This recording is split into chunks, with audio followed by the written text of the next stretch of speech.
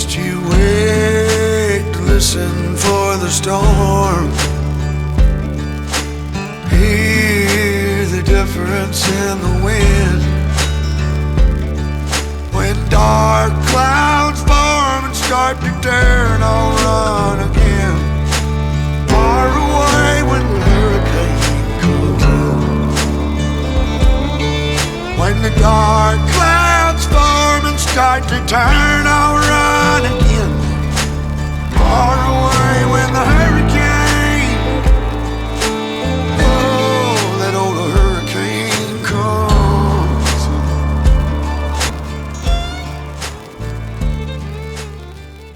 Hello and welcome to another episode. Hopefully, we'll see if the finale of Dungeons and Disabled presents High Noon of the Dead. Welcome on in. We have Al Bell, we have Thorbengander, we have Mike the Quad, Liana Rupert, and Coco Confession, and myself, Steve Saylor, are the game master for this session. Where we last left off of High Noon of the Dead, there was a caravan that was destroyed and ravaged. What looked to be the swarm in this alternate history of the American West, where the swarm are undead that grew up from the ground, that Mother Nature literally traumatized, was decided enough's enough, and created essentially the undead swarm that ravages the American West. And what was looked to be a swarm attack basically was a gang attack led by what we found out to be last session, Sabata Trinity, and was made to look how they're able to get a swarm to look like it's an attack or what, we don't know, but our party was able to investigate and find out that it wasn't definitely a swarm attack, but they, by their calling card that was left behind, which was a Bowie knife, and they were able to escape from an oncoming storm, as it were, made their way to Portal, Arizona, found a lodging for the night, and Elwyn was able to see the gang that actually was supposedly responsible for the attack on this family, by seeing the same type of Bowie knife stuck in a poker table. And we find that our gang of ruffians led by Sabata Trinity. We have Kid, we have Bert, we have Carmilla, and as we're trying to be able to find lodging for the night, we had some interesting dreams and nightmares from Michael Jordan, who is our fungal sort of a little, just a fun guy who had a nightmare, and the thing that the creature that has been able to help him in his dreams or in his nightmare to protect him from the fire elemental that was just setting everything on fire around him. And this figure was saying, it was telling him, "Don't be afraid." She turns around and we find that it is Sharvani, who he just met 12 hours earlier. And where we last left off, it's the morning after, where our party, Caspia, Elwyn, and Sharvani, are discussing the events, or what Elwyn was able to discover the night before. And Maiko just left the Ma Saloon and was making their way down the street towards the party, and gets a quick look at Sharvani, and the nightmare comes back. And he recognizes her face as the one in his dreams, and that tells Maiko, yes, those dreams were real, those nightmares were real. And we go to Maiko. Yeah, exactly. There we go. Maiko, what do? You recognize Sharvani. You're rolling towards them. What do you do? As soon as Maiko sees Sharvani and bringing back all that emotion that he's had from that dream, stops and jolts, and I'd probably, probably like 10 feet away, looks Sharvani up and down, takes a couple of big, deep, what seems to be breaths, but you hear the big glug jug from the containers that are filled with water that he's gathered from the well last night. Kind of just hear these huge, just gulp type of sounds, comes, starts to finally approach slowly and looks at Charvani, about to say something, thinks to himself, no, I don't know. But when you see Maiko, the way that you see him, his eyes, his pupils, that deep red just looks like they're the shimmering rubies as they're glistening against the sunlight. And you know that you could see from his expression that he wanted to say something or wanted to ask something, but just decided against it. Charvani, you see Maiko rolling up towards you. What do you see? I'll let you. I'll leave it up to you. If you want to roll an instinct roll to figure out what you see, or do you want, or are you looking for specifically his expression? Like what are you feeling about this? You did appear in his nightmare the night before. So, do I know I did that? Is this a subconscious tie? Is this? It's up to you. Is something? Yeah. Is it something that you would have you know? Pressure. Actually, you know what? I'll leave it. Let's see this. Why don't you roll let's say a knowledge check for me. Okay. Leave it to the dice. I'm good with that because I want to say I know, like I know he knows. Yeah, but I feel like that's giving too much context when I don't know if I even have that context. I'll leave it up to you. You can roll knowledge to be able to have that to know that that's a conscious thing that you have done, that you've went into his dreams, or I can if you decide I can let you roll basically an instinct roll to basically recognize that something had happened and there was a connection there. So I'll leave it up to you, whichever one you want to roll, and the knowledge you want to be able to glean from that information or from that roll. Let's run a knowledge. Okay. Let's run a knowledge because I'm not sure yet if now's because I have one thing with my character, but I'm not sure if now's the time to do it. Sure. Okay. Right, so we're gonna roll a knowledge. Yep. It is. Oh wait, I have actual dice. Is it this one? You need 2 d12s. Oh, 2. I only have 1. Okay, so I'll do this one. All good. We're using Demiplane, which is Daggerheart's partnered with their sort of version of D&D Beyond. What'd you roll? So I have a +1 knowledge, but I had 3 hope, 10 fear. So 14 total, but with fear. That's fine. I'll gain my 12 fear. If only it was fear. nighttime. God damn it. Actually, you know what? Yes, at nighttime you do have this information, but I think because this did happen at night. This was a night. This was during the night. I will. You know what? I will take back that fear. No, we love critical role. We love critical role around here. I mean, with love. With love, yeah, fucking with love. Okay. I will say that is a success for you. That happened during the night. So with that 14 with fear, I will say you definitely, this was something that you, because of don't fire me from Vox. Continue. Because of your sort of witch background and your connection with the mysticism of the the sort of the kind of the magic sort of ley lines of this world, you're more you and actually and Caspi are very connected to the magic ether itself. Like you can feel it as if it's like, you know, like how some people get like, oh, they know a storm's coming. You sort of have that sort of sixth sense of magic, where it's like it's thickest or where it's at its thinnest.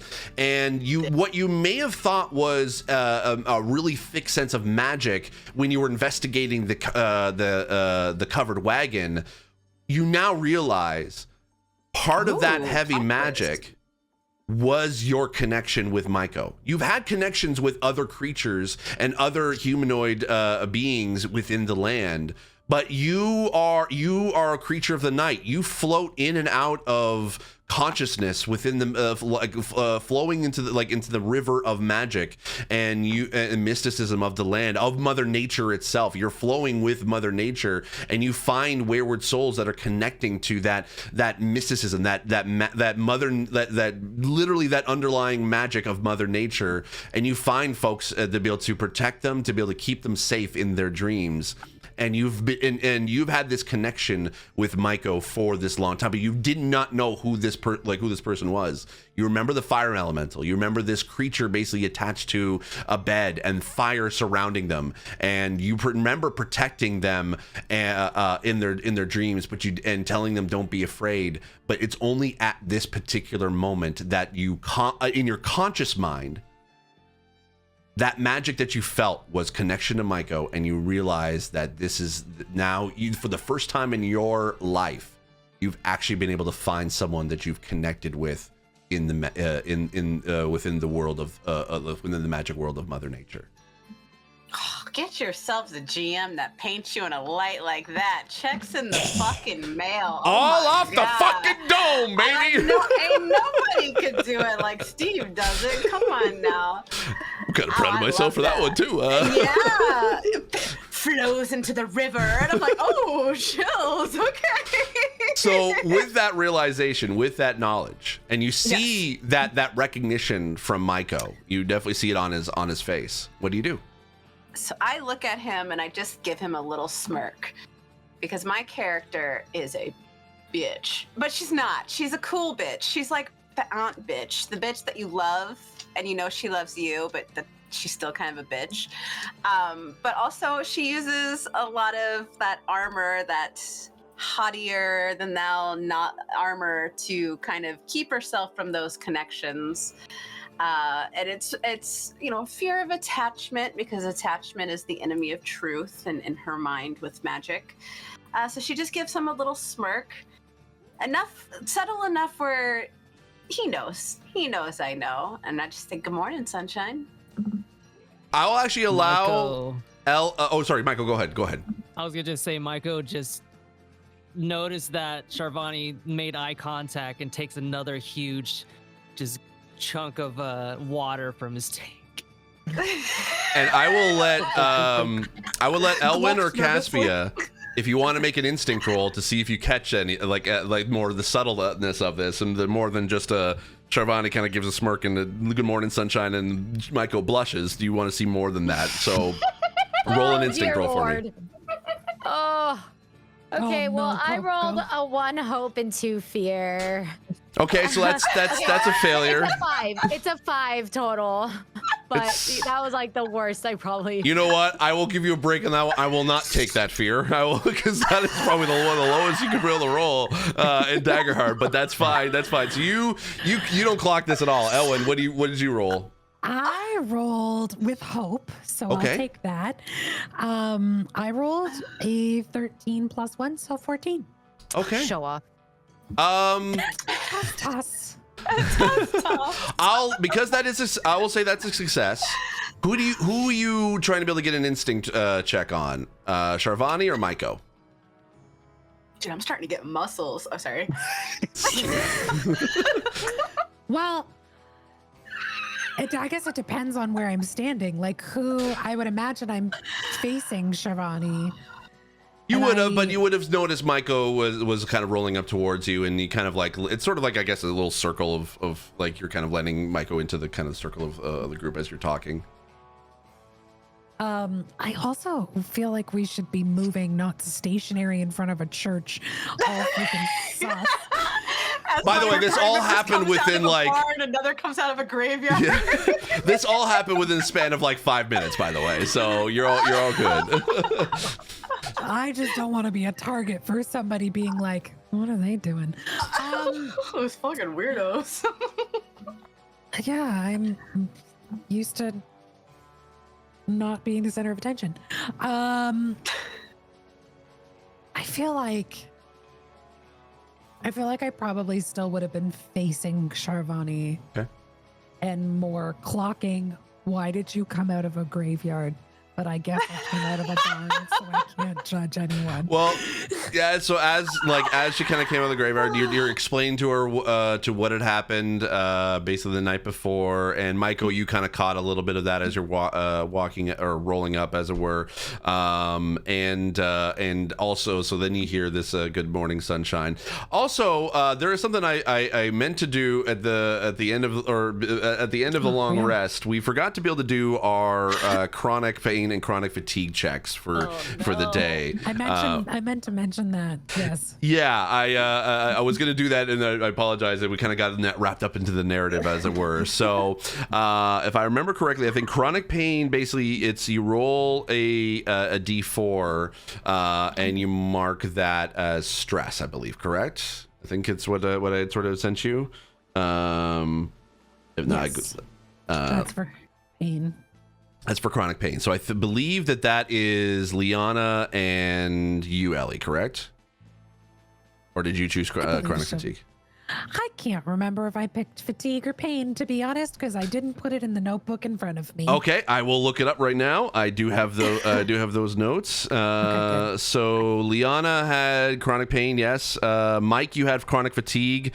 Ellie, you also had chronic fatigue. Oh, and Okay. Coco, you also had chronic pain as well. So Besties. Wow, everyone's having fun this morning. yeah. So I will pull up my stats. So these are all homebrew disability mechanics that I've been creating for Daggerheart, for specifically using the rules within Daggerheart, kind of like creating my own homebrew of these mechanics. So for those with chronic fatigue, basically at the end of long rest, you roll your duality die. So I believe that would be Mike and Me. and you. So both of you roll your duality die. So basically roll both your hope and your fear. Oh, that's a Yes. good roll. I'll take that. Yeah. I rolled higher on hope. I rolled a 12 on hope and 2 on Okay. fear. And Ellie, what'd you roll? That's what I got. Wow. Okay, let's go. Look, Go. Okay. So Twins critical. as the rule has, I basically at the end of a long rest roll your duality die. If your hope die is higher, today is a good spoons day and you take no effect. If your fear die is higher, you mark a stress. So both of you, you're fine. You don't mark a stress. You're totally okay.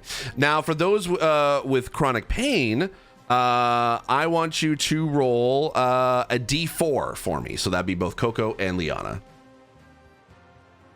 I rolled a 4. Okay. I also rolled a 3. If you give me 4 stress, Steve, I am leaving right now. I got a 3. And that's going to be Please it don't for make this us episode of leave. Dungeons and Disabled. We're going to end the day there. But anyway, it's great to be able to see it on time. Insert Curb Your Enthusiasm music here. Yeah, exactly. My rolls are not good today. I don't know what's going on. So you do mark 4 stress. Oh my God, Steve, why do you hate me? Why It's do your you hate die. It's your die. Cassia? It hates you. That is your dive. And then Liana, you mark 3 stress for the day. You can clear them by using a short rest. You can be able to do one of your downtime actions during a short rest is you can be able to clear stress. You can so that there is ways to be able to clear it. So it's not just it's just right now. Unfortunately both of you are having not so good pain days. But I guess we'll just go die. But the bonus is you do get a +1 to your armor for the day. So you can add that. You can add that actually in your thing right now. If you if you go to your character sheet on Demi plane, you can be able to click the plus icon to give you an additional fear, and that is part of the tough skin capability within the chronic fatigue aspect. Basically, you can choose, because you manage pain better than most, at the end of a long rest, you can pick any trait. So that's your finesse, your agility, your strength, your instinct, your knowledge, what have you. Pick one of those, and you can be able to, and anytime you want to roll advantage on any of those checks, you can mark a stress and to do so, and then you can roll an additional d6 to whenever I ask for any of those checks. Okay. That's your special concentration thing for the day. I will not And remember do that. they add, sorry, just to clarify for my own brain, they add the stress for what they roll, but then they also get to add an armor slot, right? Not for that- you. The chronic pain does No, not but get. that was for That was for the for Liana and Coco, right? Correct. The Yes. stressed out people. You're the stressed out Not people, doing great. and you also have they have an additional Talking. armor slot. You and Mike basically have the ability to be able to gain to roll advantage on any trait you choose, but you have to choose now, and then basically that will be your trait that you roll advantage on for the day. I came here to like reduce my stress, Steve. I came I'm sorry. here to get I'm sorry. like, You know what? That Okay. that D4 needs to go into dice jail. Throw that D4 away. You do not Yes. need to roll that anymore. I will put it on my finesse for today. Okay. And Mike, what are you putting that on? Put presents. Presents? Okay, cool. Awesome. Yeah. All right. So y'all are basically chatting. You explain the Elwin. You kind of explain the situation as to what you encountered last night. What do you all do? What do you all want to do? Did I get away without getting clocked? Hell yeah. Ball? Well, no, I clocked you. Oh, Yeah. what happened? I forgot. It's up to you. But you can tell, Shravani, you can tell that Elwin clocked what you were like. That sort of there was something to that "Good Morning Sunshine" that you did. To Maiko. I'm a good D&D player, okay? I'm very professional. All the professionals. So yeah, what do you want? What do y'all want to do? I don't know who's clocked me. I'm just being a smart ass to the mushroom.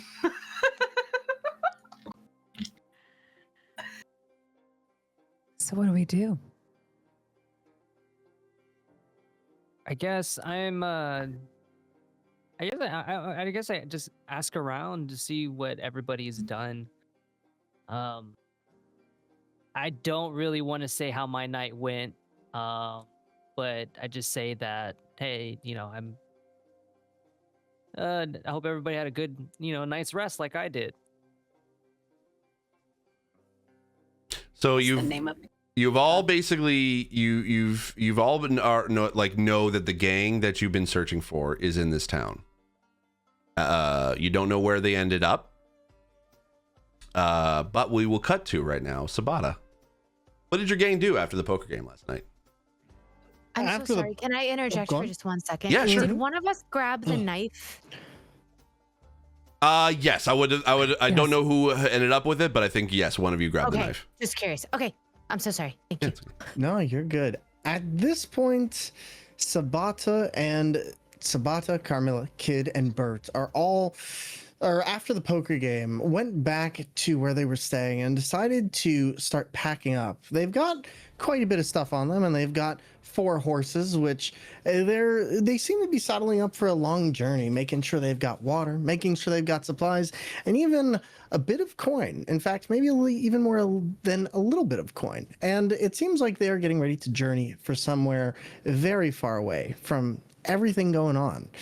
Bert's been arguing with Kid because Kid's being stubborn, and Sabato doesn't really want to deal with it. And Carmilla is just trying to reassure Sabata, the lost knife isn't that big a deal. But otherwise, Sabata's just kind of in a foul mood, and he just kind of wants to move on. But it's getting to be nighttime, and to be honest, it's never safe to go. It's not safe to go out at night, so they decide to just keep it in for the night and grab some food from their packs. But otherwise, they mainly stick around the bar and take some time from there to just lie low, out of sight. Okay, and so we cut to the morning. What is Sabata doing in the morning as you wake up? As soon as Sabata wakes up, kind of jumpstarts his day, decides to head down to the horses, get all the saddles packed up and ready to go for their trip later, and just decides to take one last look around, heads to the bar and decides to just ask for a little bit of water or whatever is passable for a drink these days for hydration.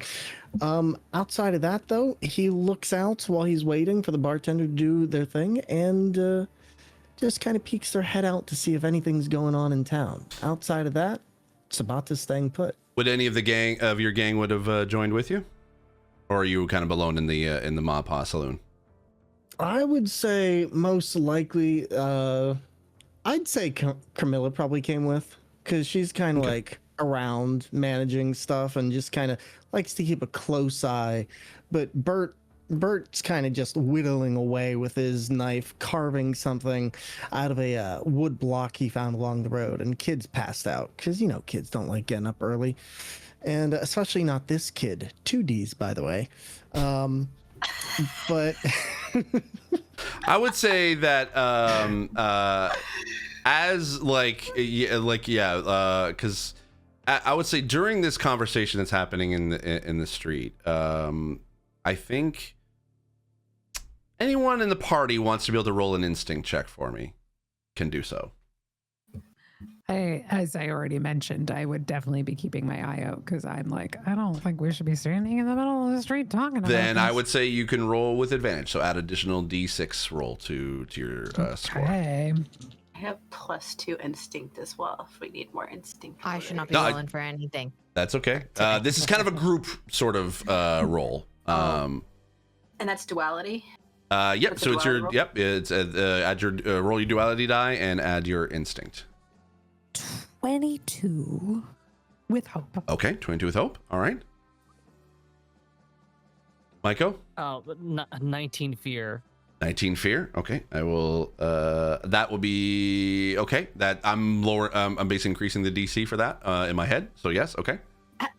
13 hope. 13 hope. Okay. 14 hope with my +2. Okay. All right. And Caspia. And 11 hope. Okay. That is a Hell success. yeah. That is a success. More hope than fear on that group roll. So I will say that Elwyn, as you were kind of like looking out, kind of keeping an eye out, because yes, you are in the middle of the street as you all kind of converse. You actually recognize Carmilla walking from the barn towards the Ma and Pa saloon, and enters the saloon, and that's all you see. So do I don't see any of the like packing up or any of the like looking like they're on the move. You right? see that she's. So I didn't notice them in the barn. Right? No, you were still asleep at that point when they were kind of packing up. But you do see Carmilla leave the barn, or leave from the barn towards the saloon. So she could have basically went in there when y'all were talking, or through a different way. But yeah, you don't know where she came from. Why don't we move this into the saloon and get some breakfast? Anybody else hungry? Sure. I Okay. need to get some more water for my tanks. All right. glug, glug. So as the four of you enter the saloon, you see Kid, or like Elwyn actually notices, because you were the one who recognized these, or were the ones who saw them last night. Kid is basically, the little kid is kind of passed out at a table. Bird is whittling away at basically the same kind of like poker table as from last night. And then you see Sabata and Carmilla at the bar, just conversing. What do you do? Under my breath. We're not even under my breath, but try to just subtly be like pointing. But also I know I'm very tall, so trying to be like as subtle as possible to be like clocking. Does everybody else notice? Yes? Okay. Okay. Yeah, no, go Definitely ahead. want to say my character notices something too. Not notices what they look like, but I want to roll an instinct if possible, because my character's magic and whole thing is very like instinctual. And I want to say that my character would be very interested in companions' reactions and what they're kind of thinking. I think I would see that. I think I would see that like second look. And I feel like there's something's off with him. Okay, I would say for this one, and it's gonna be a little bit different than I roll. I would normally would have suggested instinct or knowledge, but I think with this one, because you're tapped into sort of again the ether that is this kind of the mother nature and magic, I would say roll me a presence check for me. Ooh, okay.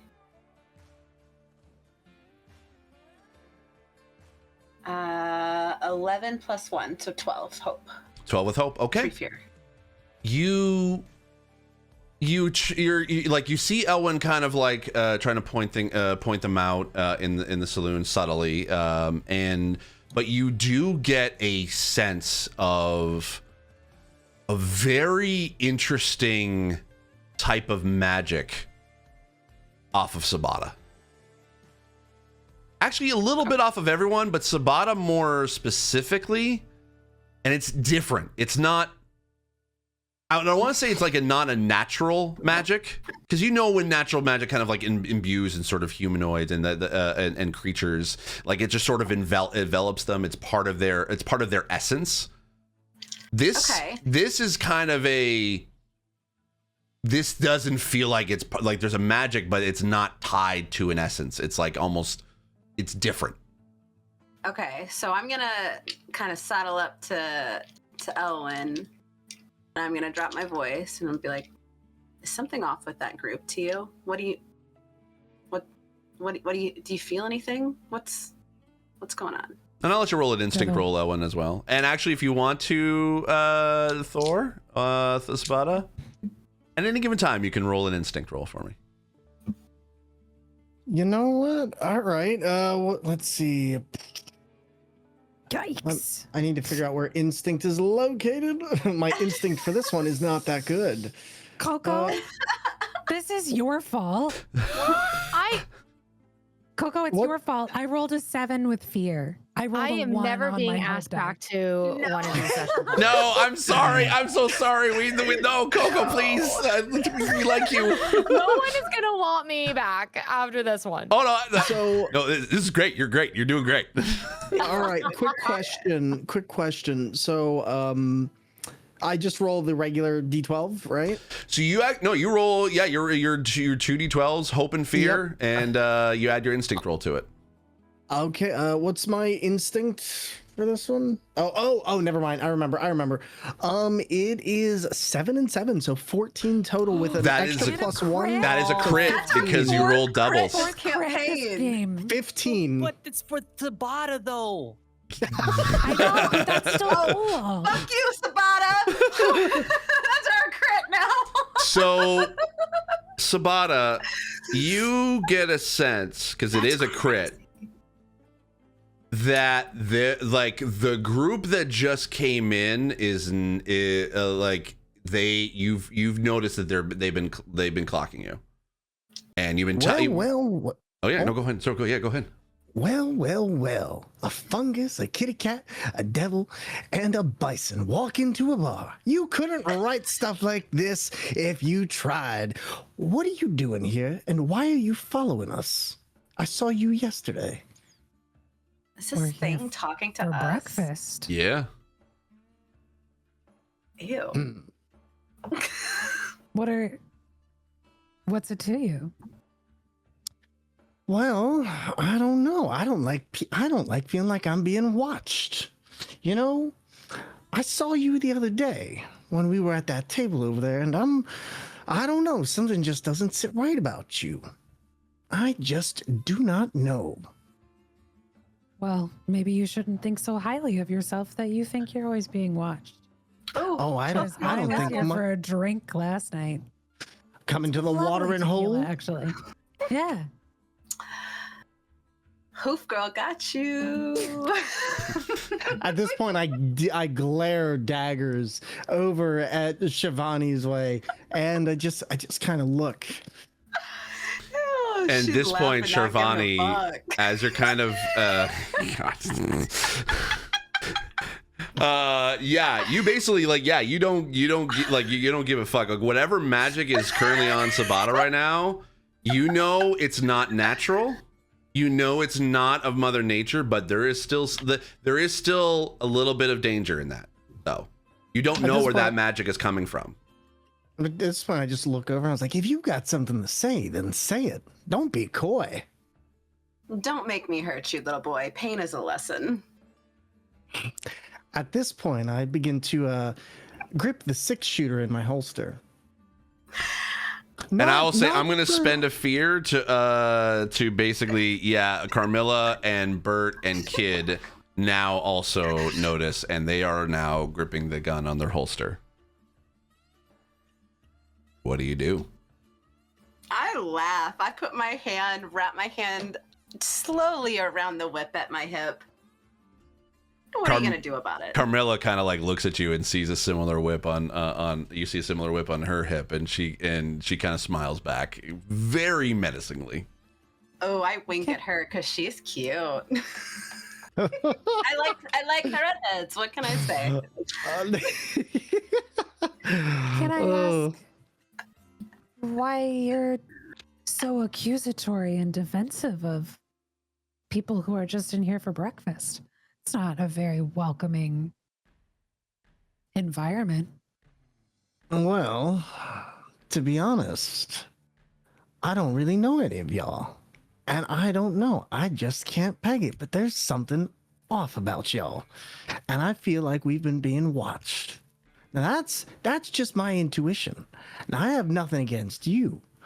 But I just don't, something just doesn't sit right. And I've come to trust my intuition in these part of the country. You know how things are out there. Is the only thing off the fact that we have hygiene? Damn, I got nothing on that. I got nothing on that either. Ooh. Great girl trick. At this point, Sabata just looks down and whiffs, and he's like, you know what? We've been traveling a few. You got me on that one. She just scoffs and looks over at Elwood. Like, you take over.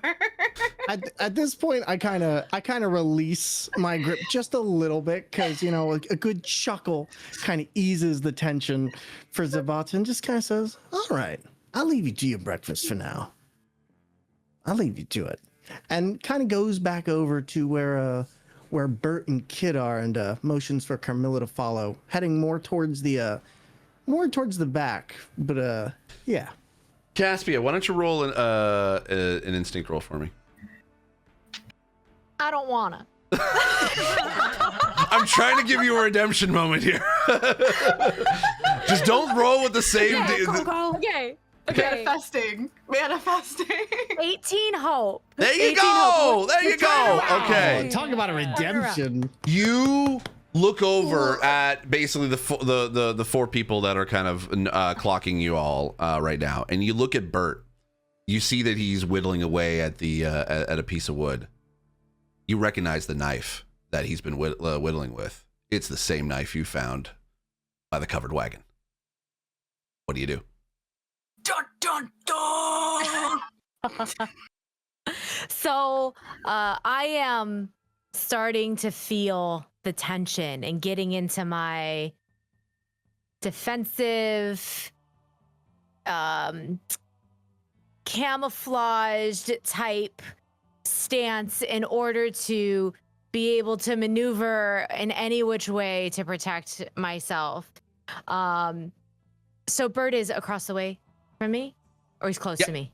Yeah, he's basically kind of sitting at the poker table, kind of his feet up there. You're kind of near the stairs. You kind of like sort of spread out. You're trying to build like at the first when you walked into kind of the bar, the saloon. You kind of like all you kind of spread out to kind of at least give you all like surrounding the group itself, just to kind of give you some room. I think Maiko, you're currently by the door. Elwin, you're currently by the bar, and Sharvani, you're just kind of in the center of it all, just kind of looking around. She is. Naturally. So,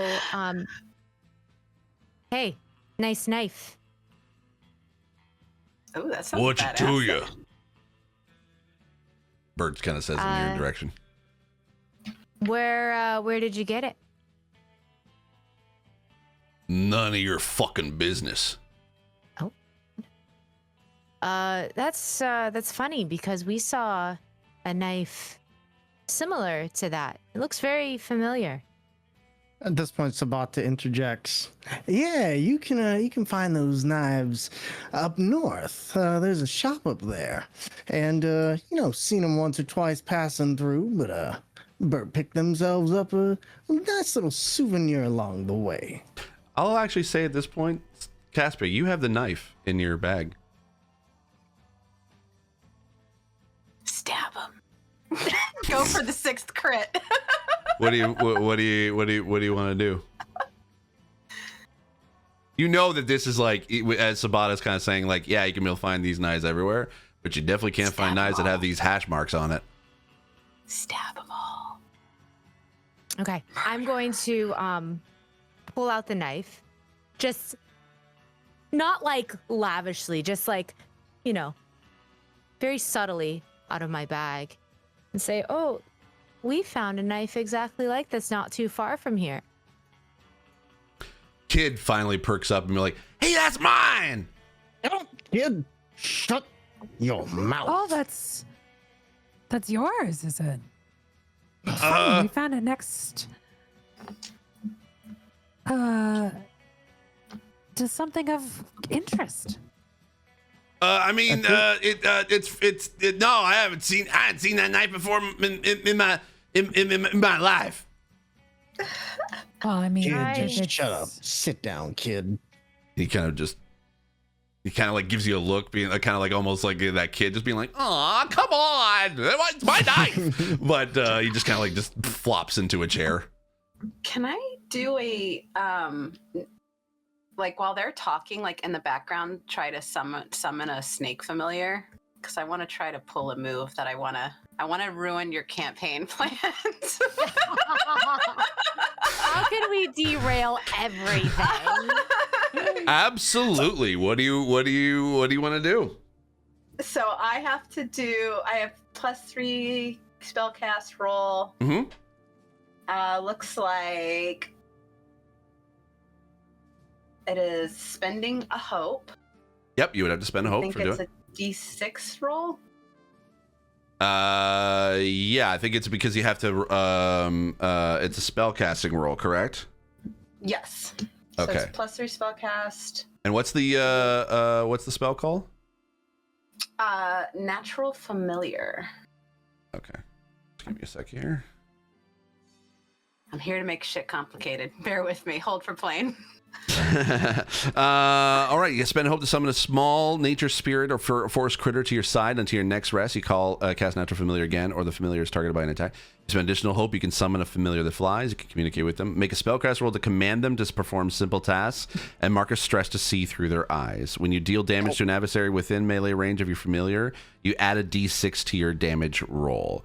So, quick question. Yes. I would like to know one thing before that goes off. Is summoning a nature spirit or something like this, is that a magical manifestation? How does that present itself? And also it says, particularly unless you are going to have this occur in another way, it says to your side. So how close is to that? And would I see it, or am I too distracted?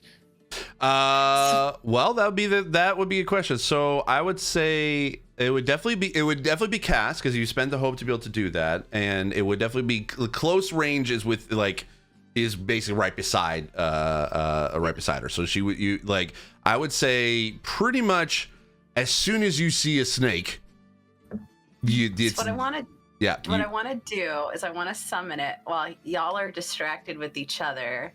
Summon it, because that's a part of my character. Like, snakes are thing, and I want to have it to where it's just right there, ready to go. I'm about to spoil my move. It's not even a big move. I don't know why I'm hyping it up, but I want to have it to where if Sabata makes a run for it or makes a go at Caspia, the snake wraps around the redheaded's neck as a hostage. Okay. Quick question. Yes. Just out of curiosity, how can I ask how big the snake is?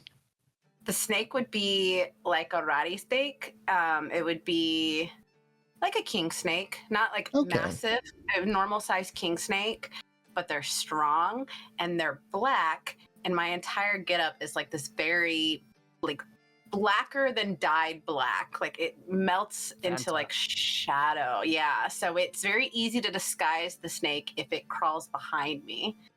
And I want to have it just like there ready, because if you go for it, spoiler alert, do some book talk neck squeezing with the redhead. Damn. Okay. So Sabata, what you see this snake kind of appear beside Sharvani.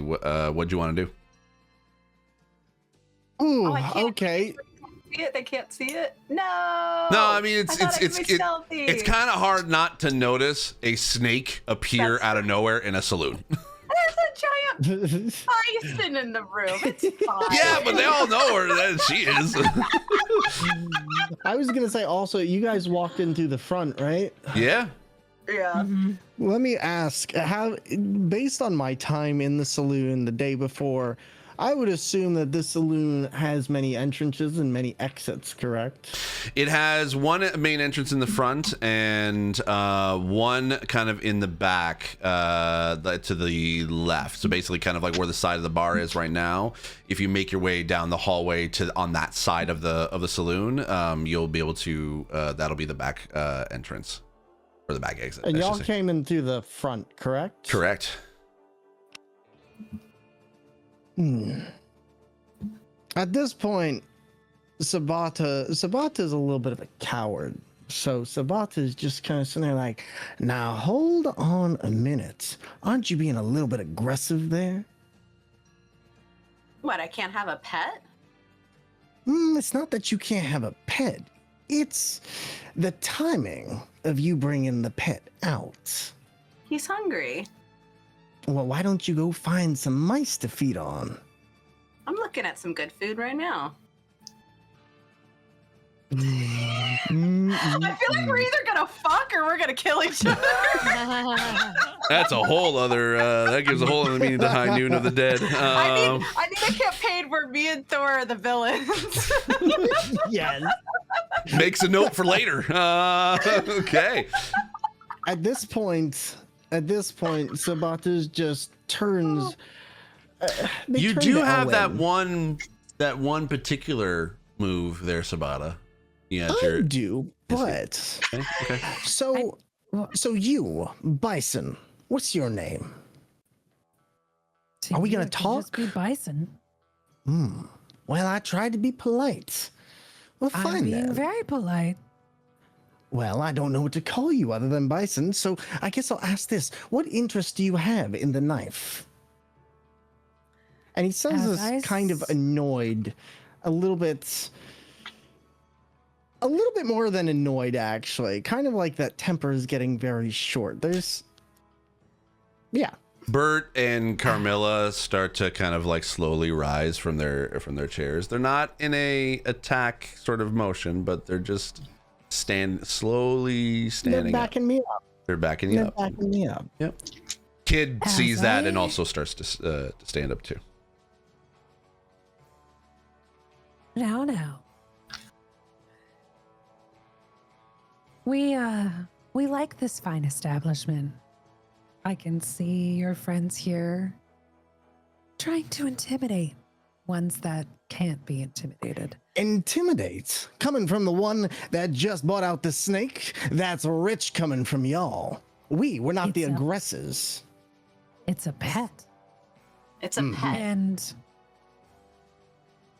you mentioned why we're fascinated by the knife. We found as it seems, your party's knife in a very curious, interesting situation.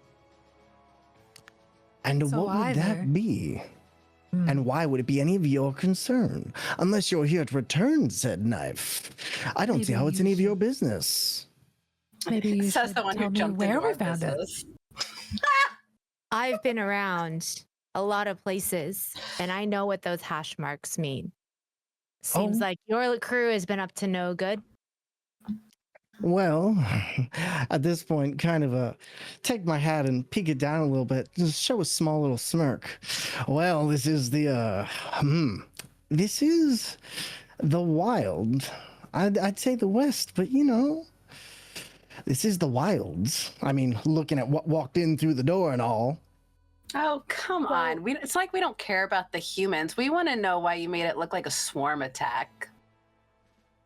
Well, Yeah, fuck you, pal. do you really want to know the answer to that? No, I was asking for my health. Thank you.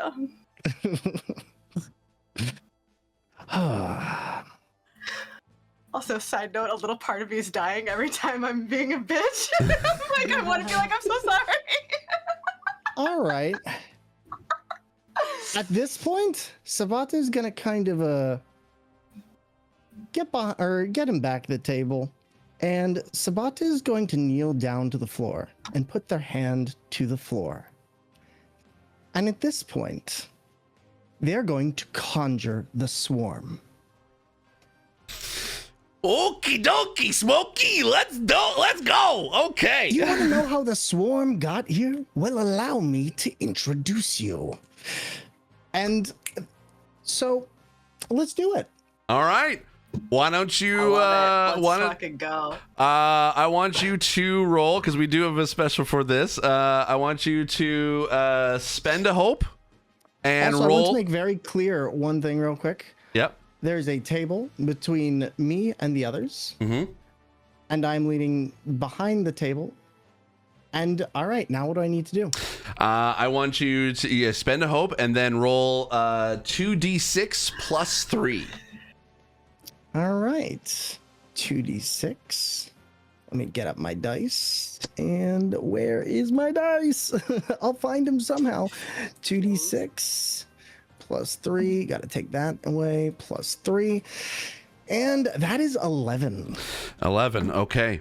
So as Sabata sort of like puts his hands to the floorboards, everyone around you start to kind of feel a little bit of a shake. Sharvani, that magic that you felt that was a little unnatural starts to manifest and kind of leave a bit of Sabata's body and into the ground, and that shaking of the saloon, all of a sudden, from outside, you hear bells ringing, ding ding ding ding ding ding ding, and you hear screams from outside, and from underneath the floorboards, a hand punches up from underneath, and it's a rotting, destroyed skeleton of a hand, and you hear the swarm starts to be able to envelop it, basically kind of crawl up from underneath the ground and from outside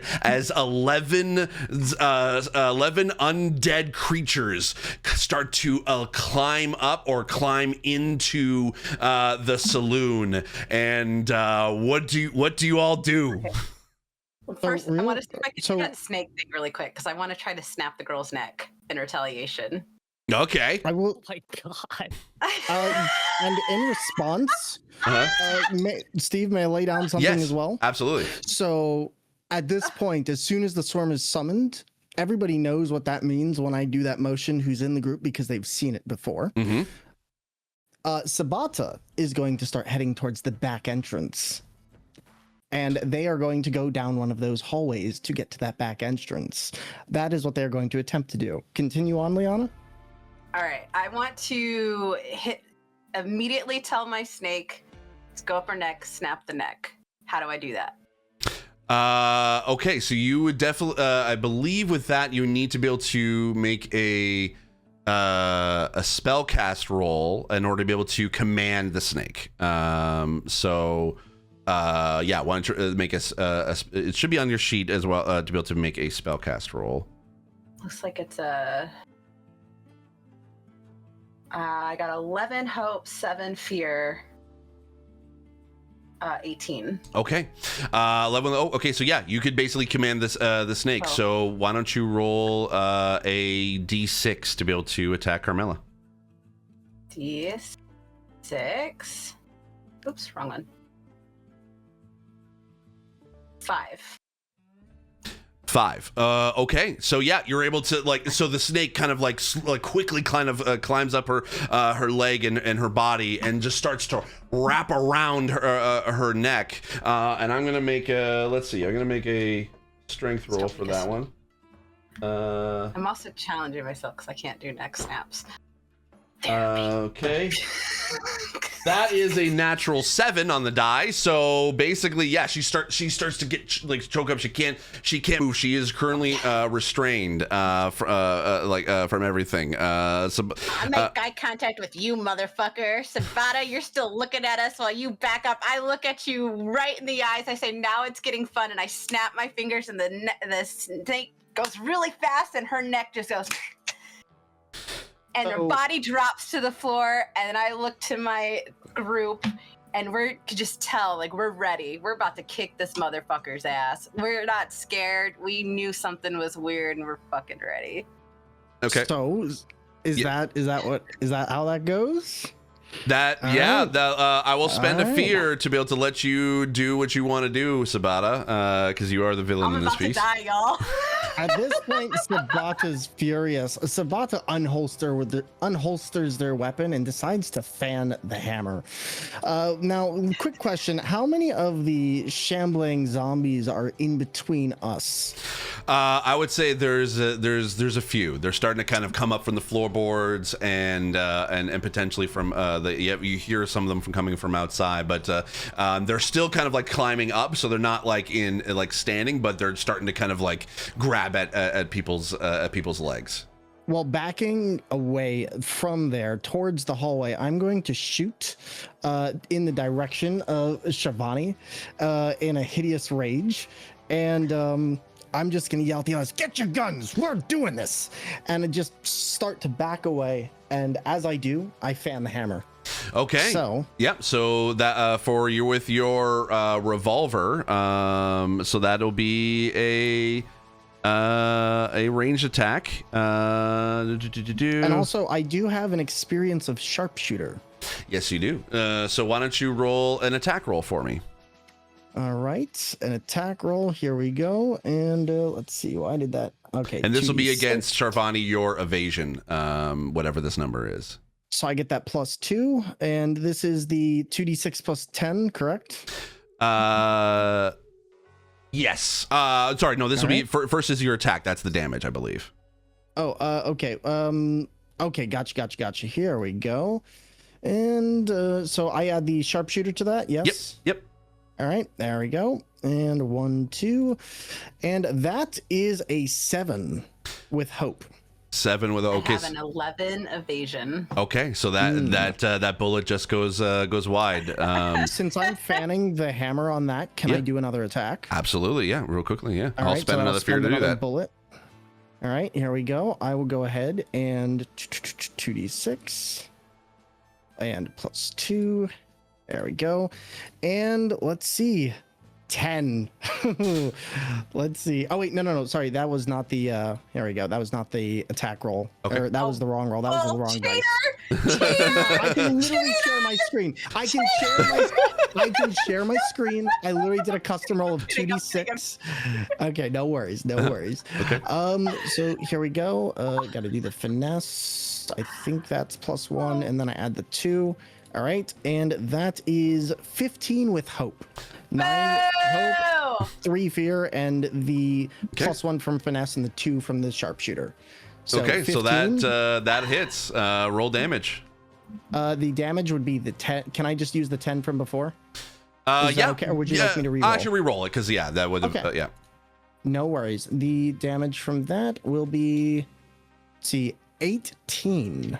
Okay, so Sharvani, what is that? So you have your thresholds and you have your armor on, correct? Yes. Okay, so what does that hit into your threshold? How do I do that? So you roll a 17. The number is a 17, correct? Yeah. Thor. The number was how much damage 17. was that? Yeah. It was 18 for the damage roll. Okay. So what is your thresholds? What are those two numbers? Evasion is 11 and armor is 3. So, but no. So there should be a thing as well that says for minor damage, major damage. severe There should be 2 numbers there. Oh, Minor damage is 7. Major damage is 13. Okay, so that'll be severe damage, which means you'll be taking 3 hope. But if you want to spend a fear, you can, or sorry, not a fear, spend an armor. You can be able to lower that down to major to be able to get to only take 2 hit points.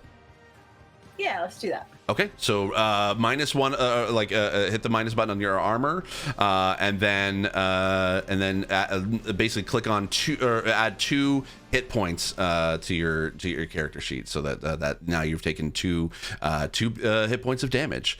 All right, so that is. I will also. Bitch.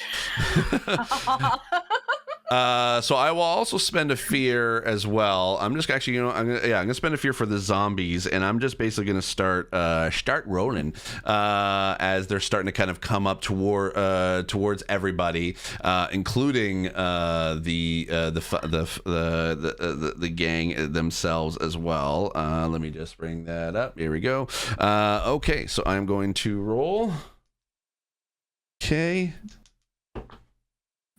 All right, so I'm gonna roll basically a D4, and it's gonna go against one of the gang.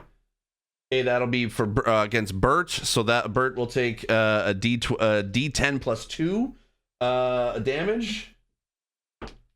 That is okay. So that is 9. Okay, so that'll basically take a 2 damage to Bert, and then I'm going to roll. Okay, now a D4 for the party. Ellie, you're 1. Mike, you're 2. Liana, you're 3.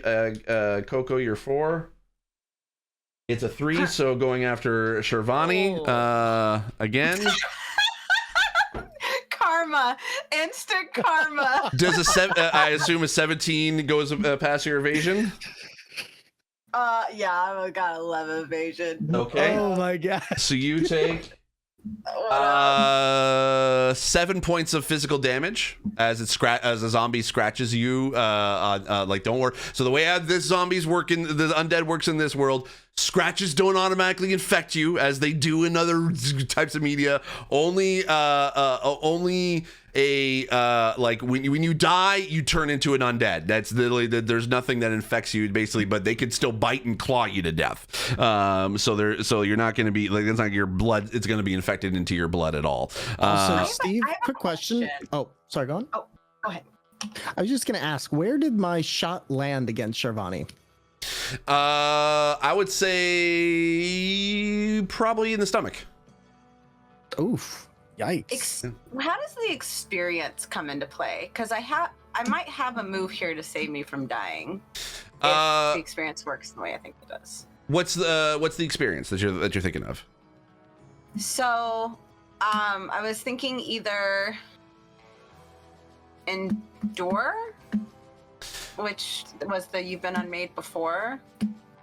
I think in this situation, I think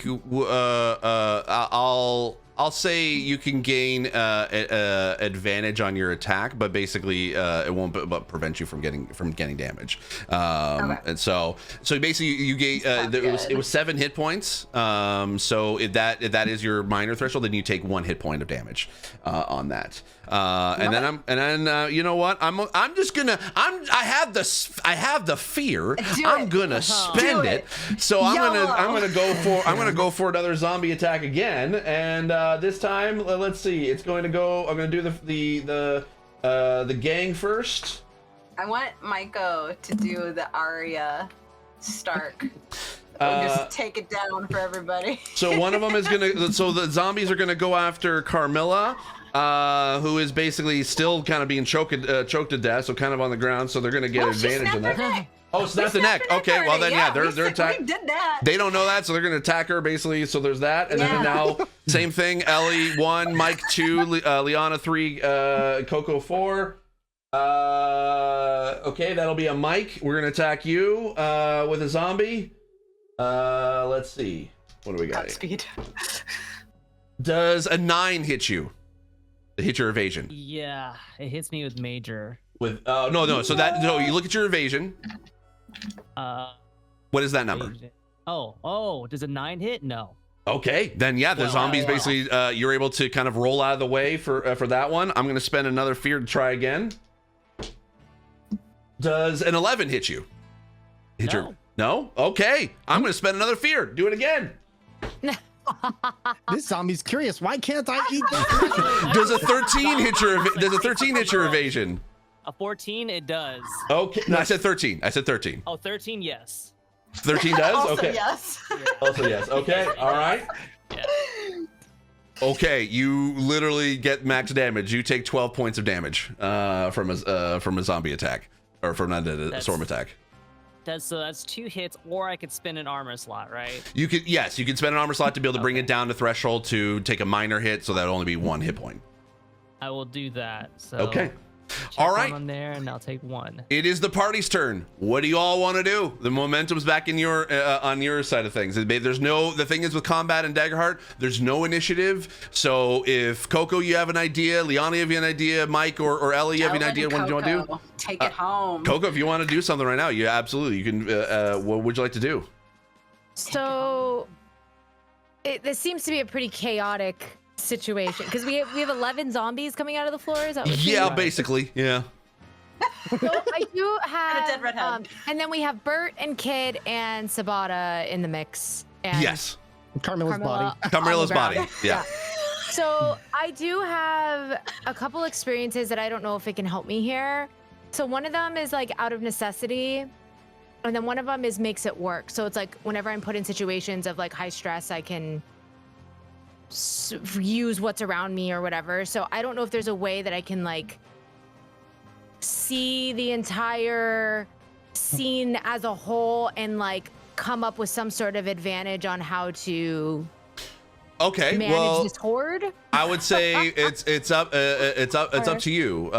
What is it that you would like to be able to do? And like specifically, and then I'll see if if that experience will tie into it. You've got basically a bunch of zombie swords, a swarm coming in. You still have Kid, Bert, and Sabata trying to be able to take it, like it's to combat the swarm too. Sabata's looks like it's that he's on his way out towards the back, whereas Kid and Bert are trying to be able to make their way towards the back, but they're just trying to be able to get around and they're starting to shoot the zombies or the swarm as they're coming in through. So, and then your friends are starting to trying to be able to figure out what to do as well. Shivani got shot pretty hard and got bit by a zombie. Maiko got bit by I keep saying zombie. I want to say undead or swarm. Yeah. So they've been there's a swarm attacking Maiko as well. So now that's the situation that's around you. What would you like to be able to do? I don't want them to leave. So is there a way that I can, is there something I can use to like use my environment to block the door, block the pathway? Is there like, what can I use around me? Like, is there a cabinet that I can use to block? Like, I don't know. So I will say, my experience. I would say Sabata is the only one that you can see that is trying to be able to make their way to the back door. They're the only one that looks like they're trying to escape. So they're basically just running past the bar. There's a bunch of tables. There's a piano. There's even a chandelier that's above the large room. I would say like if you even want to even just sort of like use your feline kind of like reflexes to kind of just start to leap towards Sabata. Like I'll let you kind of like do that if you like. Yes, I do want to do that. Okay. I do. I want to get to a place where I can stop them from leaving. Okay. First, why don't you make a finesse roll for me? I was gonna say, how far into the hallway am I at this point? Or You're kind of in between the bar and the entrance of the hallway. Okay.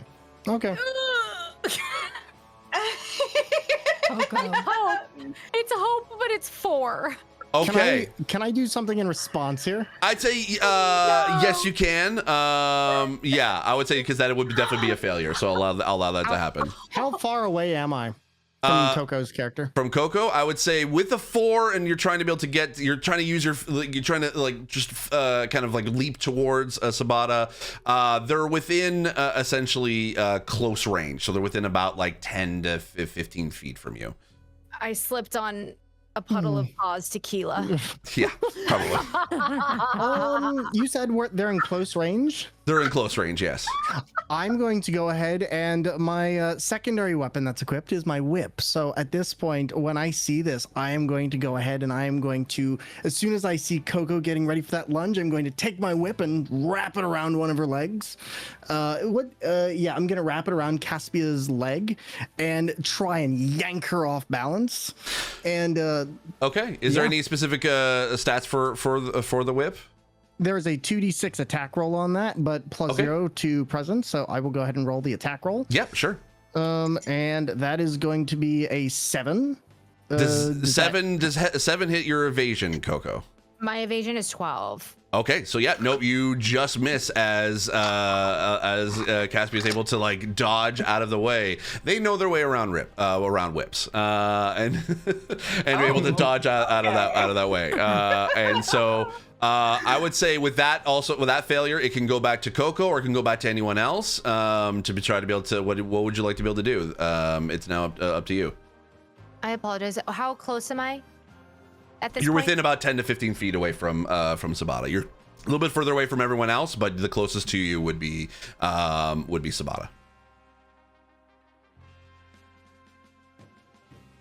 Okay.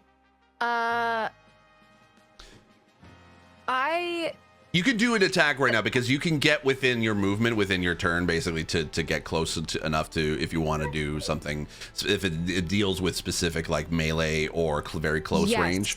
So you can. I will allow you to do that. Melee range. Okay. Yeah, you can. I can see you get into melee. My cinder grasp. Okay. So I just make a spellcast roll, right? A quick question: you have to be in melee range, correct? Correct. Yes. Now, considering what you said, 10 to 15 feet. Continue on. Sorry, go on. Steve is letting me. You failed your whip attack, so this is Coco's turn essentially. Yeah. So yeah. So yeah, you can make a spellcast roll to do that. Yeah.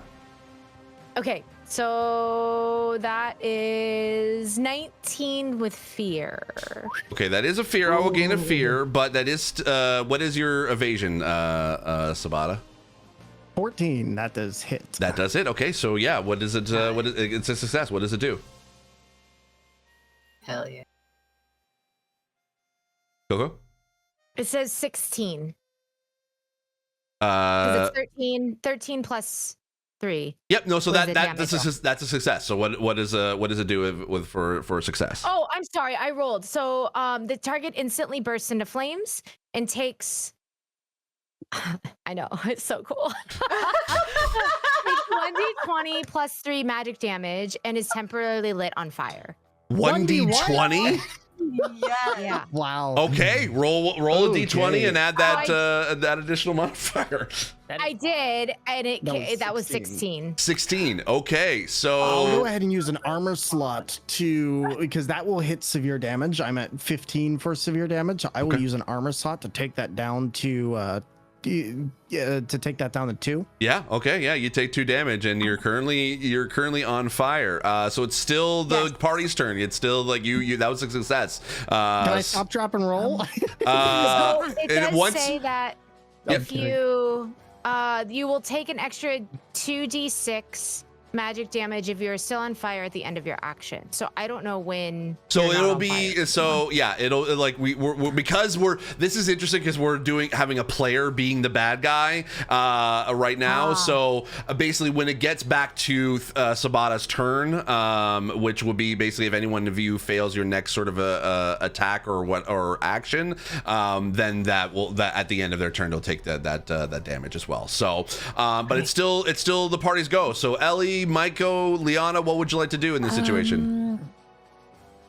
So I see Sabata coming out the back door. or trying to attempt to go out the back door, Yeah. correct? Yeah, and Carmilla's right in a heap, like basically being attacked by zombies beside you. You see Bert and Kid trying to be able to fight off the swarm as well. They're the closest to you right now. Sabata is currently being attacked by Caspia.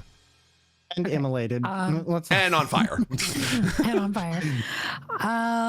And in regards to where was the like barn? Is it out back of, or is it out front of the tavern? It's basically, if you walk out towards, you're closer to the front door. If you walk out the front door, make a left down the road, and to the left of the intersection it's pretty far away. Okay, I'm gonna whistle, which is gonna let Trauma know that I need them. Okay. So I know that's going to take some time. I will say,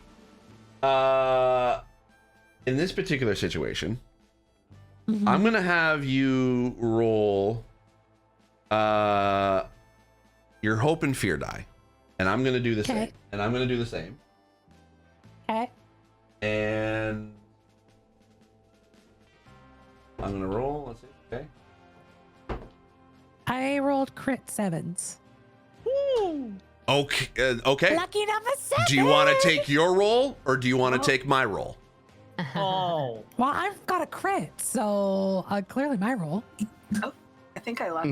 Okay. Then yes. Then you're. Then I will say that that your rattlesnake was able to hear you, and it'll take it like a basically a little bit to be able to for them to come, but you know that they're on their way. And I would imagine, I'm just thinking like logically, shortest distance, they're probably going to come through the front door. Like Sure. I can't communicate for them to come to the back. Yep. But okay. Okay. So that's the first thing. Mm-hmm. Next is I have a bunch of people around me, right? Yeah, you have some swarm that's kind of around you. They're still trying to crawl up from the floorboards.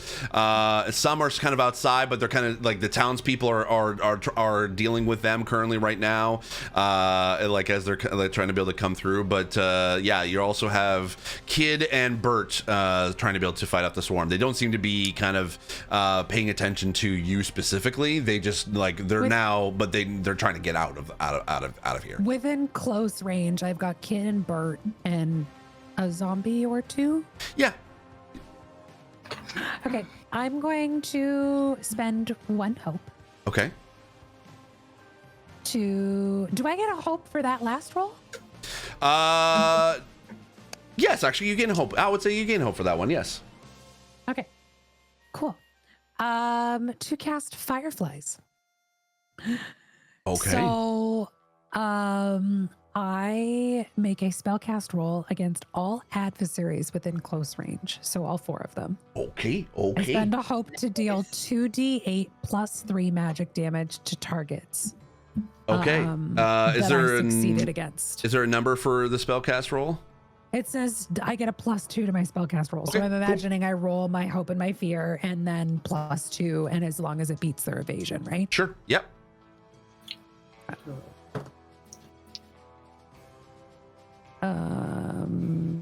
Thor, what's your currently your evasion? My evasion is currently 14. Okay. So I rolled with hope, Okay. and I rolled a 10 + 2, so 12. That hits for definitely the zombies, and for Kid, it does not hit Bert. Okay, but I get to roll d8s now. Yes, you do. Yes, you do. I rolled a 7 and a 5, which is 12 plus Yeah. 3, which is 15. Okay, that is okay. That's severe damage for the for the swarm. So they're still kicking, but they're definitely like they're now battling these weird sort of glowing things. And I was gonna say they don't look like fireflies. What comes from around me are stars. oh, So it's in love like a glowing pulsing of like what a firefly, but it's stars. okay, all around and me. I would say Kid also takes that amount of hits as well. So they're now currently being distracted. Bert was able to kind of like just shake them off, and as they're trying to be able to go for a swarm, just to try to be able to try to escape. I'm going for Bert. I want to go for Bert with Okay. Vicious Entangle. Fuck Bert. Okay. Fuck you, yeah, Bert. Bert's trying to be able to get out the front door, so it's still your goal. Basically, you're building momentum. So the more you succeed as a party, the more basically you can keep going. You can build momentum as this. So I'm sorry, Thor. You're having a Listen, we're not done yet, okay? We're not done yet. So I rolled a 12 plus 3, so 15 hope. That hits. We'll roll damage or whatever it is that this thing does. All right, we're rolling damage. We are doing that right now. Okay. That's what I said, right? Yeah. It's Yeah. fine. Roll damage. Oh shit. How do I hold on? Chat, leave me alone. You're fine. You're fine. There is no chat here, just the party. Party. Hold on. It's the 7th one, right? Or the 9th? What does the thing say specifically? D8. D8. Okay. I'm figuring out this whole, hold on. D8. Okay, I found it. There you go. I kept doing thingies. It's fine. I rolled a 4. That's okay. You know, it's a four, so that's 5 damage. So that'll basically be a minor wound for Bert. So that's still good. Fuck you in lowercase, Bert. But it does, I think, ensnare them. Correct? It doesn't Yes. Okay, so Yes. they're currently. And on a success, I can spend a hope to temporarily restrain another adversaries within very close range. So I could nab one of those zombies. Yeah, you can do that. You can do that too. So Spend a hope for that. yeah, and then roll damage for that as well. It is a 5 plus 1. Okay. So 6. So yeah, that one actually it also gives that gives them a hit point. Yeah, so they're doing the few zombies that were in this area with Elwyn and Sharvani not doing too well. So yeah, and also Bert's kind of currently ensnared, and as he's trying to escape. Micah, what do you want? What is there anything you want to do? You kind of been kind of just chilling for a minute. He's just a fun guy. Yeah, so I was, when this whole commotion started, I was one of the last ones in. So I'm closest also to the door. I see Bert there. I've, took a hit from one of the swarm, and there's like, we'll say, how many other swarms are there? Because I have a move that'll like make me hit 3 adversaries. One I want to use against Bert, one of the swarm, and then possibly if there is another swarm. There is the same amount of zombies that are the kind of that Elwyn and Sharvani have been hitting. Okay. So yeah, they're kind of the ones that are in that same area. So there's about you said ensnare up to 3 people or 4 people. Yeah, the move is called Wild Flame. Okay. So I need to make a spellcast roll against up to 3 adversaries within melee range. I'm gonna need one of you to fail your roll, please. Thank you. Okay, so I would say, yeah, make an attack roll, and I would say make an attack roll for 2, because that'll be for the swarm, and then yeah, we'll start with those two first. Okay, and so I just roll both. Yep, you're rolling for both. 14 hope. Okay. Yeah, that's Nice. that's a success. So and I get +2 on that, right? yeah, that's still a success. So so roll damage. Okay. Oh, Poor Bert. He's about to have. Well, an Bert early hasn't been grave. hit yet. We haven't dealt with Bert just yet. Okay. See ya, Bert. All right, here we go. And I apologize, just we're going going into after all the overtime right now, siblings. so we're still we're having fun. 12 crit. 12 crit. Double 6 crit. Okay. Well, no, sorry. If you're rolling damage, it's not your hope and fear die. It should just be whatever the that's damage. the damage of that, This is the right? damage. Oh, yes. okay. Yeah. Sorry. Oh, damn, that would've been so sick. 2d6, Actually, 2d6, we'll right. keep that crit for Bert. We'll keep that crit for Bert. Okay, because I got a little quip to say after. Okay. Yeah. So roll damage for Alright. the swarm first. All right. And 2. And let's see. It gave me a damage roll. It said it gave me 2 6s plus 2. So Yeah. Yep, that would be your 14. damage. 14. Oh, okay. Well, 14. Okay, that actually, the 2 swarm that are there basically just like start to like engulf in flames and burn to a crisp, and ashes are like kind of drop into the floorboards. But the one for Bert, so because you rolled a crit, this is what happens. Because the damage is what, 2d6 plus 3? Plus 2. Plus 2. So that means that it's an automatic 14 damage.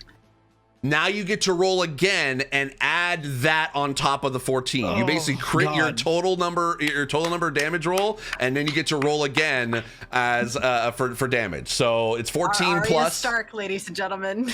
Arya Stark.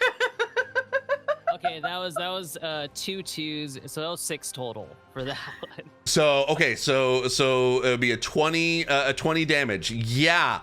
So describe Bert's demise as you engulf them in flame. So as I incinerate the first 2 swarm, I feel, because what happens with this, because I have to mark a stress because flames erupt from my hand, and if y'all remember how adverse I am to fire, just look at my hands are starting to singe, but then something comes over me, and all I can think of is, do not be afraid. And I hear that echoing in my head. Don't be afraid. Do not be afraid. And so then I manifest all this energy as much as I can into my hands that just erupts these flames that I've never projected before, because I would let the fear go of not being afraid of the fire that has been haunting my dreams, and that just emulates like this whirlwind of fire that goes around Bert, and as the fire just kind of swirls up around them and consumes, the flames go away, and all there is just a large pile of ash, whatever 270 pounds of that turned into. Yeah. As Bert dissolves into ash, there is nothing left. Normally in this world, whenever anyone dies, they start to come back to life. And but in this case, unfortunately, Bert, that was a thing of mercy. If you think about it, by dissolving them into ash and to soot, there is nothing for anything to come back from. But at this particular moment, I'm going to spend a fear, and Carmilla, who's been writhing on the ground this entire time, being attacked by the swarm. We snapped the neck. The neck has been snapped. Yeah, I know, but the swarm's still there, basically having a field day. Zombie. Like They're dead. Yeah, but at that particular moment, Carmilla starts to jerk up and awake. There is no, like, the tendons that were connecting the skull to the body are just hanging there, and now have turned into a swarm. And I am going to, because Elwyn probably would be the closest to Carmilla, I am going to attack with that. I love it. With a natural 7 on the die, I assume does not hit your evasion. No. So I'm gonna spend a fear again to go again. You got it. You got this. Fuck, I'm rolling so badly. On an 8 on the die, I assume that does not hit your evasion, correct? Okay, yeah. My So evasion is 12. you see this, and basically, right now, unfortunately, the Carmilla is trying to be able to, but is stumbling, but and not able. Like you're able to kind of dodge out of the way there as they're trying to be able to kind of stagger and stumble towards the closest thing alive, and that is currently you. But you were able to dodge out of that way, and I guess you could say she's not ahead of the game here. no, definitely not. I will say at this point, because Kid and Sabata are the only ones left, I will say at this point, Sabata, I'm going to spend a fear and I'm going to let you go. What would you like to be able to do? You have Caspia, basically, who just attacked you, and you're currently on flame. You're engulfed in flames. So what was the damage for that, Coco, for the cinder? 16. So no, what they do is, like, if it's still on their turn, like they gain the additional. Oh, so if they when a creature acts while on fire, they must take an extra 2d6 damage if they are still on fire at the end of their action. Okay, so Sabata, you're currently on fire. What do you want to do? Oh man. Well, you know what? There's this little thing that I was taught called stop, drop, and roll, but I don't think that's the best idea in a room full of zombies. That actually seems like it might be a bit much. But let me ask, how close is Kid from me? Pretty far. I would say far distance from you. Oh God. At this point, I just kind of yelled to Kid, run to the back, and I'm gonna run outside as much as I can and try and stop, drop, and roll briefly to try and get these flames out. Okay. I will still say you could still take the damage of the fire while it's still going. So, Caspia, why don't you roll the 2d6? Was it +2 or +1? No, it's just 2d6. 2d6. Okay, roll 2d6. 7. 7. Okay.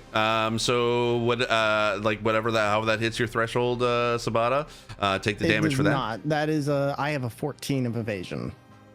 Damn. Or is it just damage outright, or does evasion matter here? So no, you're taking fire. that damage. Yes, you're still. Yeah. So that'll be minor. So Okay. I'll just use an armor. You know what? No, I'll just take. You can that. use an armor to be able to clear all that damage completely. Like I'll say, the stop, drop, and roll would definitely do that for you. Yeah. Then so you don't take I'll any do that damage. then. Okay. All right, I'll do that then. Armor is marked. Okay. And what do you want to do? At this point, I would assume I've made it outside, correct? No, you just made it to the hallway. The hallway is the exit is about like 20 feet away from you, so a little bit of a further distance. All right, I'm going to continue to back up and move away from everybody, but I'm going to fire down at. Caspia would be the closest to you. Yeah, I'm going to fire at Caspia. Okay. So I'm going to go for the first one with the revolver. Okay. And that Roll is for attack. going to be, let's see, revolver +1. There we go. And that is, is that the right one? That's the D12 rolls, right? Yes, that is the D12 rolls. Okay. 24 with fear, 11 and 12. Okay, so for you, that definitely would be a success. I assume 24 hits past your evasion. In Yes. response, I have a unique hope feature Okay. called "Not This Time." Okay. I have to spend 3 hope to force an adversary within our range to re-roll an attack or damage roll. Oh, fucking A. I love Michael Jordan so much right now. Well then. So re-roll that attack roll there, Sabata. Actually, Michael, why don't you describe what happens as you see Sabata about to be able to, like, basically almost point blank range, about to fire against your friend. Describe what happens as you're countering this attack. So this, it's not going to do damage, but you see something kind of like emerge from Maiko's chair, like a little pole, and then it comes down right over his head and nestled right up on the top of his head.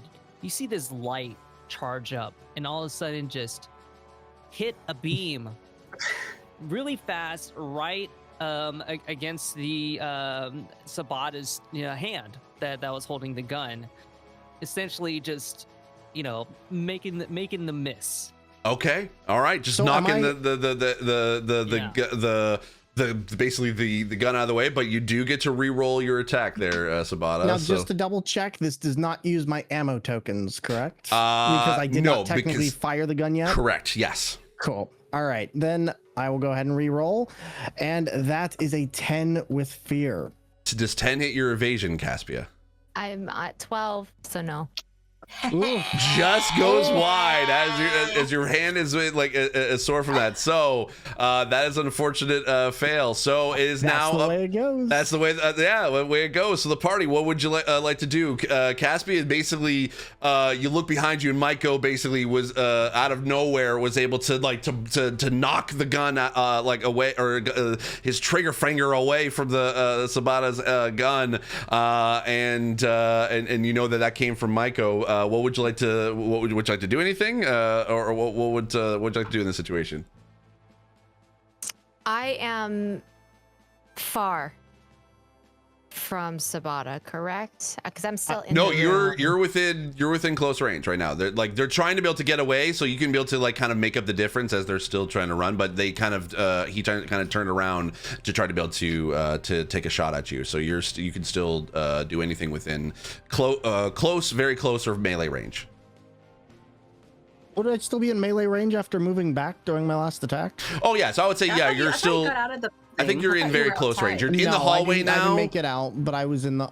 Yeah. Yeah, you're now in the hallway, but you're within close range to Caspia. So Sabata doesn't want the cinder grasp again. I'm not trying to catch these hands. Not trying to or get these the cinder grasp paws. hands.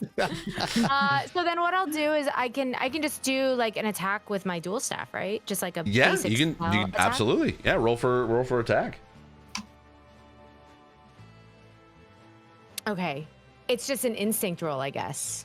Right? Is that correct? To use your staff. Yeah. Well, it says instinct +2. My primary weapon, right? It says instinct. That's just the bonus you get on your attack roll. So basically, if you click that box, it'll say hey +2 and that little extra number thing, and that's just adding the number to whatever the attack roll dice is. Yeah. So I just click, if it's a 2d6 +3, I just click that there. That's your damage. So you still have to roll for attack. So whatever it says ATK, that number that's there, that's what you add to your attack roll, and that's you still roll your hope and fear. Oh, okay, I understand. Okay. You're so good. You're absolutely good. 20. I'm learning. Yeah, there you go. It's 20 with hope. 20 with hope. Okay. Yeah, that hit. Well, that hits. That definitely hits. So roll for damage.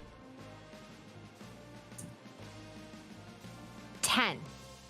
10 does 10 This is damage this that your will hit. hit. This is definitely you're within your threshold for that. I will go ahead and I'm going to armor one more time to reduce that because that would mark 2 otherwise. Yeah. And my armor is used. Okay. So, all right. Oh wait, why did I do that? I did that the wrong way. Okay, there you go. So I take 1. Perfect. Okay. I did the opposite way. So I'm just making sure I have 3 HP marked. Okay. And I will say, I'm going to jump over narratively to Sharvani right now. Sharvani, you're close. You're close to Kid. You know that knife. Yeah. You know that knife was his. You know that like he was the one who caused the trauma to Mother Nature with that caravan attack. What would you like to do?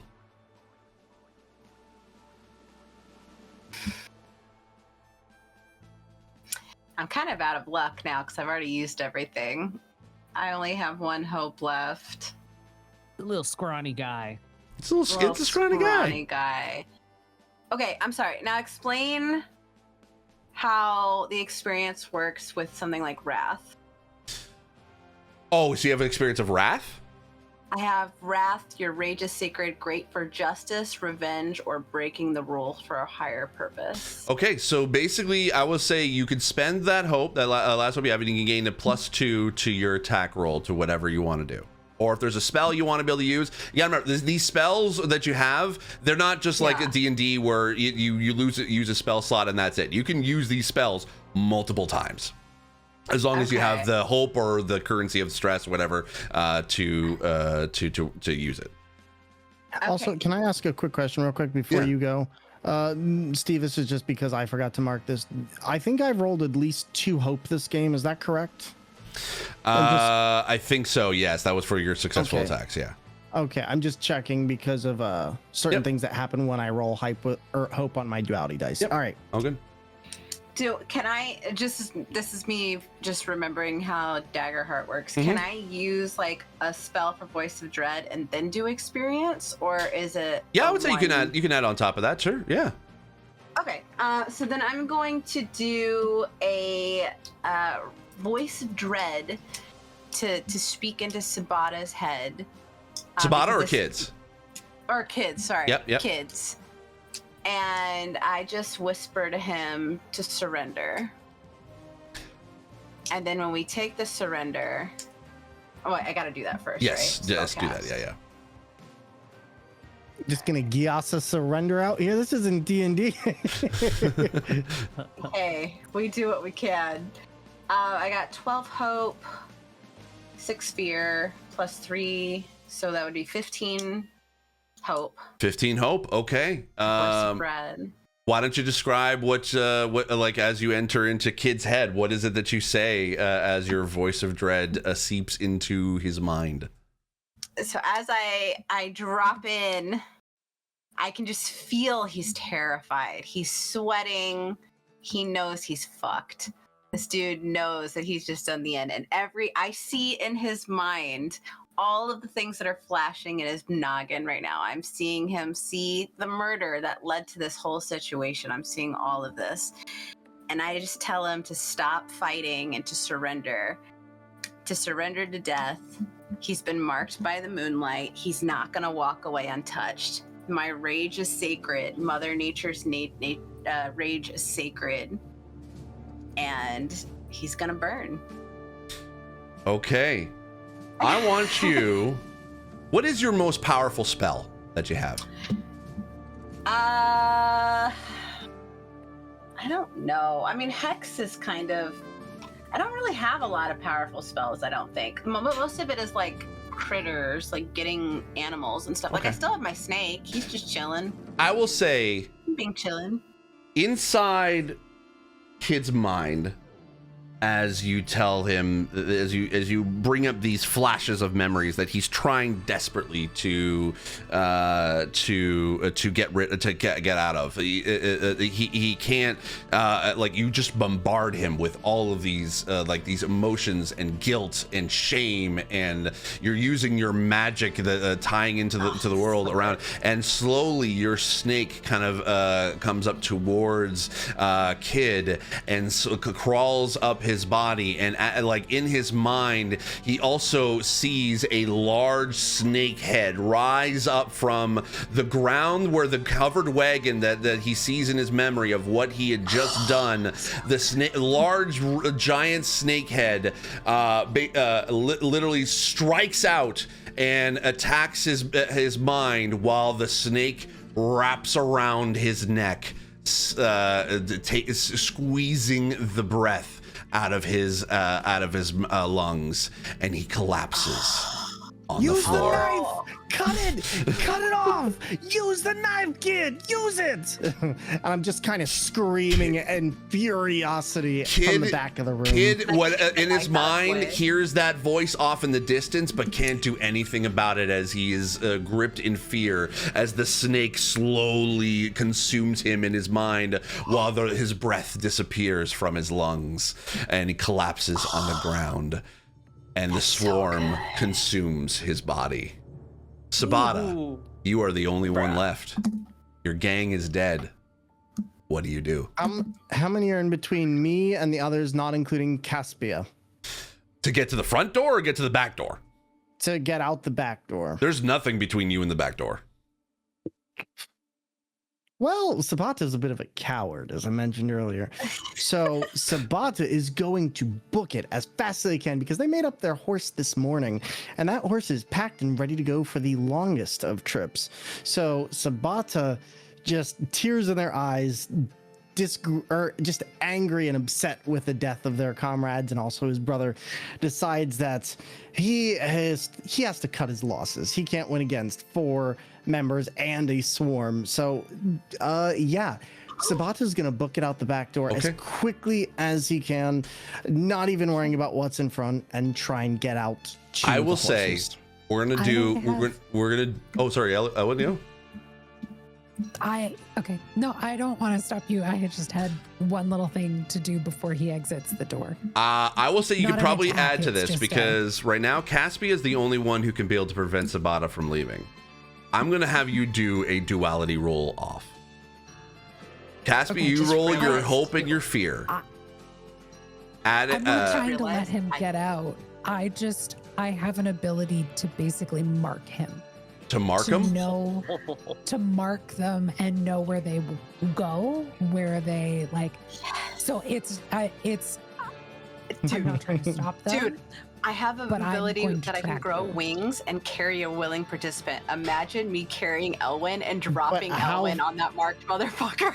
I will say you don't even have to do that, Elwyn. That so you do mark Sabata so that you'll be able to find him later. But right now we're gonna, because Sabata wants to run away. Caspia is the only one that's closest.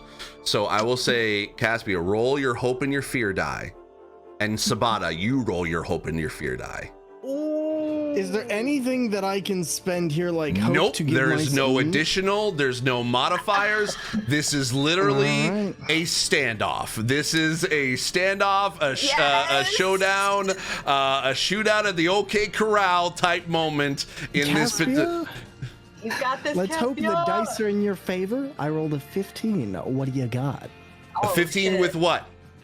15 with fear. Coco, you're muted, my dear. I'm sorry. I rolled a 3 with fear. No! No! Sabata, Caspia, as you try to desperately reach out towards Sabata, unfortunately, was a little too late. Sabata bolts out the door. Sabata, what do you do? You're now officially outside the door. What happens? Once I'm outside the door, I'm gonna call to my bird. I'm gonna call to my bird. And let's see. Yeah. Okay. We're gonna summon the red-tailed hawk. Okay.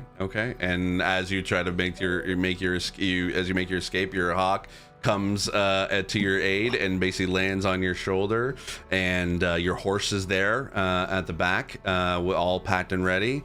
And you get on your horse and you ride off into the horizon as the town of Portal slowly starts to build to kind of comes like this early morning attack of the swarm that came out of nowhere.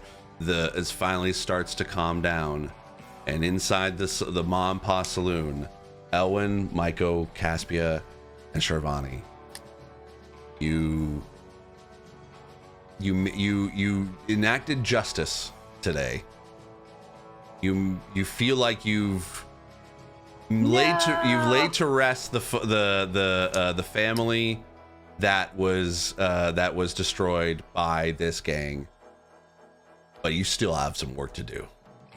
And you Sabata's say sequel? Sabata's still out there, and you Hell yeah. and also Marked and Sabata targeted. is marked. You now know what to do Just- next time, as you ride as the camera fades out. The end. It is the end of High Noon of the Dead, a Dungeons and Disabled adventure. And that is going to be it. No, I that's can't believe great. You That's ended great. up getting it because we were smoking that ass. No, like, okay, so Steve, I have some ideas I want to run by you later. I know we were talking. Yeah, yeah. Caspi, you just set us up for a sequel, so you're gonna have to come back and. It was all on purpose. I was just making jokes, making it spicy. I get. Hey, you wanted to come back. You wanted to keep playing, so I understand that. You just, it's fine. It's fine. I'm gonna be. We're getting you physical dice, and you're never rolling digitally ever. Oh my god! But No kidding.